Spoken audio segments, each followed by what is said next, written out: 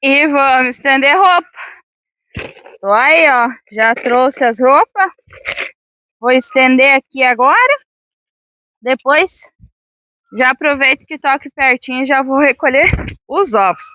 Mas aqui é assim, a máquina faz a parte dela e a gente faz a nossa, que é estender.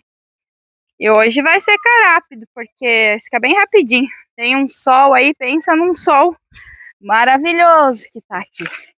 Eu gosto de, na sexta-feira, tirar os lençol. E aí eu aproveito, quando tem sol assim, eu fico feliz. Aproveito para estender aqui fora. E aí na região de vocês, tá um dia de sol também? Ou não? Tem regiões que eu vi que tinha lugares que tava frio e chovendo. Aqui vai dar agora, a previsão é para alguns dias aí, tá fazendo uns dias de sol por aqui.